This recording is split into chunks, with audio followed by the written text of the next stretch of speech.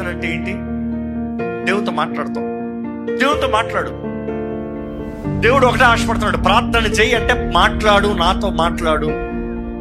నువ్వు దేవుడితో మాట్లాడుకున్న ఎంతమందితో మాట్లాడినా వ్యర్థమే, నీ పక్షాన్ని ఎంతమంది మాట్లాడినా వ్యర్థం. ఇక్కడ ఉన్న మనందరికీ ప్రార్థన అవసరతలు ఉన్నాయండి, ఉన్నాయా లేదా?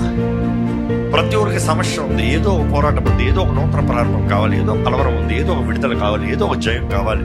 దేవుడు మన మధ్య జవాబిస్తానికి కార్యం జరిగిస్తానికి ఆశపడుతున్నాడు. కానీ నా పేరు పెట్టబడిన నా ప్రజలు తమ్ము తాము తగ్గించుకుని వారి చెడు మార్గాన్ని విడిచిపెట్టి నా ముఖాన్ని వెతికిన ఎడల వారి దేశాన్ని స్వస్థపరుస్తా, బాగు చేస్తా.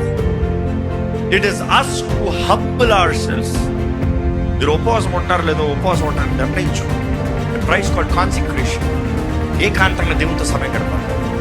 వ్యర్థమైన మాటలు మాట్లాడద్దు, వ్యర్థమైన స్థలానికి వెళ్ళద్దు, అనవసరంగా మీకు ముచ్చట్లు అక్కర్లేదు.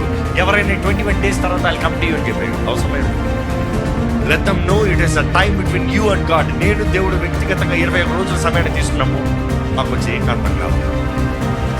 21 దినాలు నేను నిజంగా దేవుడిని తగ్గించుకుని చూడు. February 8 కామనే ఈ సంవత్సరం చూడు నీకు ఎలా, ఈ సంవత్సరం చూడు మీకు జరగబోయే కార్యాలు చూడండి, దేవుడు ఇవ్వబోయే జవాబులు చూడండి, విడుదల చూడండి, స్వస్థత చూడండి, ఆశ్చర్య సహాయాన్ని చూడండి, ఆశ్చర్య తలుపులు తెరవబడుతూ చూడండి.